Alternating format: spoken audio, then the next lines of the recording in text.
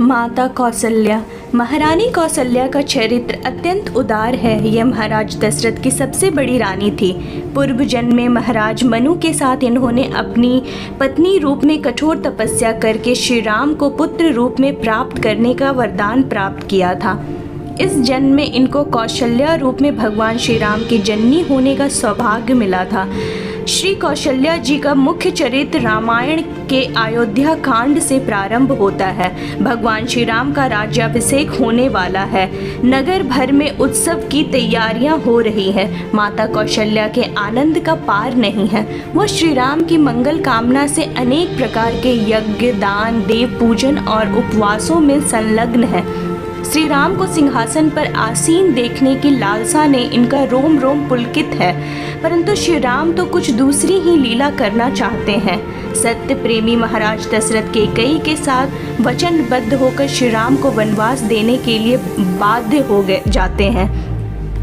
प्रातःकाल भगवान श्री राम माता कैकेयी और पिता महाराज दशरथ से मिलकर वन जाने का निश्चय कर लेते हैं और माता कौशल्या का आदेश प्राप्त करने के लिए उनके महल में पधारते हैं। श्री राम को देखकर माता कौशल्या उनके पास आती हैं।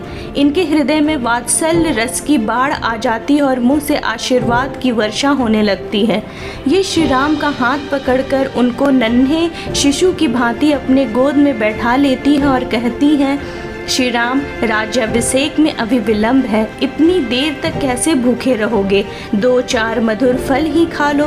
भगवान श्री राम ने कहा, माता, पिताजी ने मुझको 14 वर्ष के लिए वन का राज्य दिया है, जहाँ मेरे सब प्रकार से कल्याण ही होगा।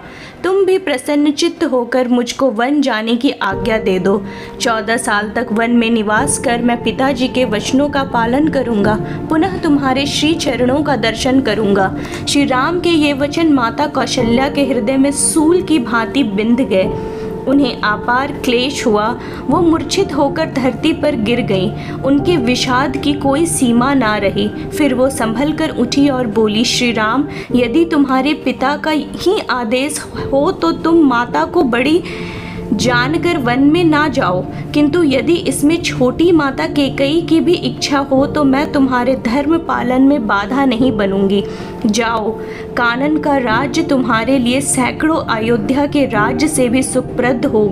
पुत्र वियोग में माता कौशल्या का हृदय दग्ध हो रहा है। फिर भी कर्तव्य को सर्वोपरि मानकर तथा अपने हृदय पर पत्थर रखकर वो पुत्र को वन जाने की आज्ञा दे देती हैं। सीता लक्ष्मण के साथ श्री राम वन चले गए। महाराज दशरथ कौशल्या के भवन में चले आए। कौशल्या जी ने महाराज को धैर्य बांधाया, किंतु उनका वियोग दुख कम नहीं हुआ। उन्होंने राम राम कहते हुए अपने नश्वर शरीर को त्याग दिया। कौशल्या जी ने पति मरण, पुत्र वियोग जैसा असह दुख केवल श्री राम दर्शन की लालसा में सहे। 14 साल के कठिन वियोग के बाद श्री राम आए। कौशल्या जी को अपने धर्म पालन का फल मिला। अंत में ये श्री राम के साथ ही साकेत गईं।